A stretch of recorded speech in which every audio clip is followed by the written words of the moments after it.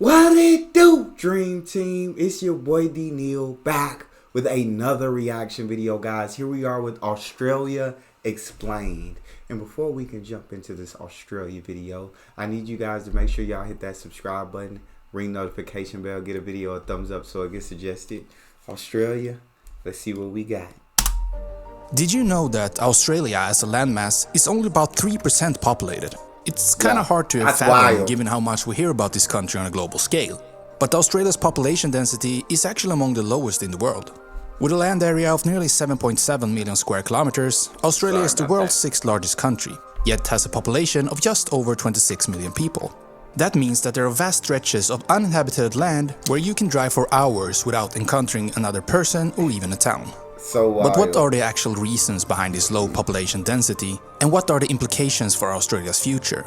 Today we're looking deep into the country/continent of Australia, as we tend to explain this sparsely populated land and everything about it.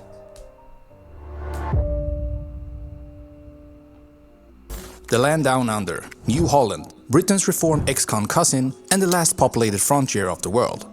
Australia is mostly a void expanse, but one filled with extraordinary, bizarre and unique sights, with remarkable animals, customs, statistics and people. Australia is of course surrounded by water, as the island it is, with the Southern Ocean to the south, the Indian Ocean to the west and the Pacific Ocean to the east, ranking in below Brazil and above India in terms of landmass, where the land stretches nearly 4,000 kilometers between its west and east points, and 3,860 kilometers between the north and south. To have such a big country, such a big continent, and for so much of that land to be uninhabitable is like insane.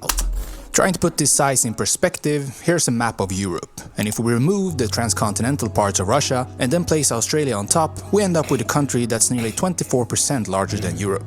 Now, the really interesting part is the population of this country. With all this size, you imagine Australia having a large number of inhabitants, and probably even be somewhere at the top of the list in that regard. Well, the fact is that this is home to about 26 million people, which is actually less than many countries located here, such as Germany, France, Italy, Spain, Ukraine and Poland.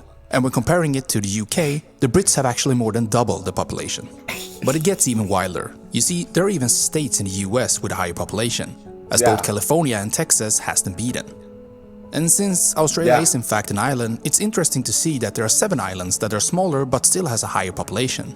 In an earlier video, we talked about the major population of Indonesia, and 2 of the islands that beat Australia is located here, Sumatra and Java, with the latter one being about 60 times smaller, yet have almost 6 times the population. So I think you're starting to understand that Australia has a very low population density, and when looking at countries of the world, only Mongolia has a lower one, with 3 mates per square kilometers. But even though Australia has a low population density as a whole... Why is it so low? I know why it's low in Australia, but why is it so low in Mongolia? That's not the case for its cities, as the country is among the most heavily urbanized nations in the world, with 90% of the population concentrated in relatively small urban areas. In fact, nearly 2 out of every 3 Australians live in one of the 5 major cities, being Sydney, Melbourne, Brisbane, Perth and Adelaide. So what happened? Why does the country look like this? Well, there are both geographical and historical reasons why Australia is barely and also disproportionately populated. If you were to ask an actual Aussie, they might say something like, you cannot live in land because the heat is unbearable. And to be frank, they're not wrong, as the majority of Australia is a barren, hot, inhospitable desert where everything is trying to kill you. Well, maybe not the quokkas, they seem nice. But on a more serious reason as to why this is, the continent is one of the driest after Antarctica, and is actually due to it being so close to the cold Arctic region, as this makes it hard for the water to warm up, evaporate and turn into rain clouds. And without rain, the soil in Australia just doesn't get the water it needs to grow plants and support life. Additionally, Australia's mountain chain known as the Great Dividing Range blocks the inland from the showers coming from the Pacific in the east. And these are the main reasons why 85% of Aussies live in a strip of land just 50 kilometers from the coastline. But this unique population distribution also creates some bizarre situations across the continent. For example, the Shire of East Pilbara in Western Australia is roughly the size of Japan, but has only around 10,000 people. That's like having the whole city, the size of Tokyo, with only a few people living in it. There's also this place in South Australia, which is a territory roughly the size of France, but is only home to a few thousand people. And maybe you heard of Anna Creek, the world's largest cattle ranch, which is roughly the size of Israel and is home to about 8 people and 10,000 cows. However, despite its small population, Australia has a large amount of arable land and resources compared to other countries in Southeast Asia. In fact, Australia has more arable land than Indonesia, Malaysia, Singapore, the Philippines, Vietnam, Cambodia and Laos combined, despite having a much smaller population. And with that, Australia has by far the highest ratio in the world of arable land to population, at around 1.9 arable hectares of land for every one citizen of the country. That means that Australia has a lot of potential for a bigger population, as well as growing crops and raising animals like cows, sheep and chickens. Now, this island/continent nation doesn't have a single land neighbor, but shares the waves through maritime borders with Indonesia, Papua New Guinea, East Timor, the French territory of New Caledonia, Solomon Islands and New Zealand. So, geographical features like being an island with no land borders and having very little rain in the majority of the country surely has its part in the country being so densely populated. But we also mention a historical reason. So let's jump back in time and find what's most likely has helped, or not helped, to Australia being so big with so little people. The first human settlers on the Australian continent are the Aboriginals, that back in the day when the sea levels were much lower could walk down the broader landmass in Southeast Asia known as Sundaland.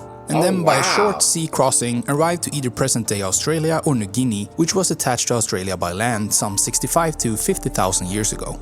These native people of Australia created special ways of life, language and... I can just imagine like that actually there being a connection right there. There not being like ocean right there. Like it's crazy the way sea levels rise, and so it basically rose above that land, and now it's water. So is there land under the water? If the water went back down, the land will pop up. It's crazy. Society through many centuries of living in different parts of the land. And as the hunter-gatherers they were, they hunted some animals so well that those animals disappeared from Australia. Now, these animals were special and interesting, even more so than kangaroos and koalas. For example, there was a giant wombat that weighed about 2 tons, and then the meat-eating marsupial lion that had a pooch for its babies, and the giant kangaroos that weighed over 200 kilos. Then, as in pretty much all history, there's the part about when the Europeans came. There are 2 ideas about who came here first. One is the official idea that says a Dutch captain named Willem Jansson, after starting his journey in Indonesia, arrived on the western coast of Cape York Peninsula in Queensland in a ship called Dijfuken in 1606. The other idea is less known and suggests that the Portuguese might have discovered Australia nearly 100 years before. Really? It is surprising though that neither of these theories mention the English, even though they use English language and the flag in Australia today. Yes. The main clues to the mystery, however, are some 16th century French maps called Dieppe maps that shows a big landmass between Indonesia and Antarctica called Java la Grande, and also the fact that the Portuguese settled in East Timor about 10 years before the Dutch arrived in Australia. And East Timor is about 650 kilometers away from Australia. What do you think about this mystery? Let us know in the comments. It wouldn't make sense for them to have sailed and saw Australia and not for Britain. I mean, of course, the Aboriginal were the first people on Australia, but the British, I guess, claimed the discovery of Australia. But it would make more sense for the, what did he say, the Portuguese to have discovered it before the British. It took more than 100 years for the English to map the eastern side of Australia. In 1770, James Cook, an Englishman, finally mapped it out and called it New South Wales, a name which one of the states in Australia still carries. While Queensland and Victoria were named after Queen Victoria, who ruled Britain at the time. Now, compared to the colonization of the Americas, Australia was colonized much later, as the United States started their Revolutionary War just 5 years after the mapping by James Cook. And thanks to this war, the British lost a major territory in the Americas and had to look for another place to send their convicts. And what better place than Australia? So what's the one important historical reason to the population growth I was talking about? Well, the White Australia policy. In 1901, the separate colonies in Australia joined together to form a country, although still under British control. They made this rule called the White Australia policy that aimed to limit people coming to Australia from countries outside of Europe. This basically meant that only people from Britain were allowed to come to Australia, so migration were sort of put on pause. Well, I suppose everybody should have the same rights. White Australia is crazy. That's what I think of it. I think it's very good. Then World War I happened, and the Australians were called up by the Crown to help fight. And a little over 400,000 volunteered. Alongside their sidekick to the southeast, they formed the Australian and New Zealand Army Corps, known as the Anzacs, who infamously were part of the unsuccessful Gallipoli campaign landing.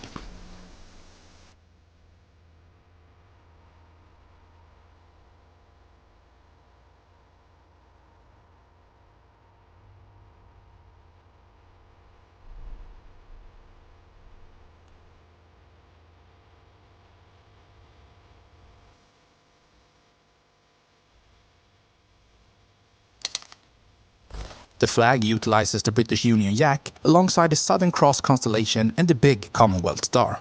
And now, after World War II, non-British Europeans slowly was allowed to immigrate to Australia. And by the 70s, the White Australia policy was abolished. And today, the country has a considerable population who have Asian ancestry, being mostly Chinese and Indian. However, if we speak about the people visiting the country as tourists and not living there, they're also on the lower end of the list. Perhaps the country is just too far away for having a lot of It is tourists. very What do you far. think? It is very far. But the guests who do visit Australia are usually entertained by the peculiar Australian dollar. It's So waterproof, dope. made of plastic and hard to counterfeit. And for those who appreciate other things than funny money, the two major natural landmarks of the desert and the ocean, being the Uluru Sandstone Monolith and the Great Barrier Reef. These are some of the things that can't really be described but needs to be seen. And while of the man-made sites, nothing comes even close to the Sydney Opera House, a true symbol of Australia. Sport-wise, Australia's athletes are pretty successful considering the population being fairly small. And the country shines particularly in MMA, now with several Really? UFC champions. But also with its own take on sport, Aussie rules, which is Love played on Aussie an oval rules. field and mostly resembling rugby. All in all, it's great being Australian, and all they have to endure is everyone else thinking they can do a great Australian accent. And you know, all those killer spiders and snakes, and of course, driving 34 hours straight without seeing a single person. Thanks for watching this video. Now 34 hours straight without seeing a single person is crazy. But Australia is an amazing country with amazing people that I hope to get to travel to one day. And it's cool to kind of hear some history about Australia. But that's all we have for this video. If you guys like that video, make sure you check out this reaction. Make sure you subscribe as well. It's your boy Neal. Out.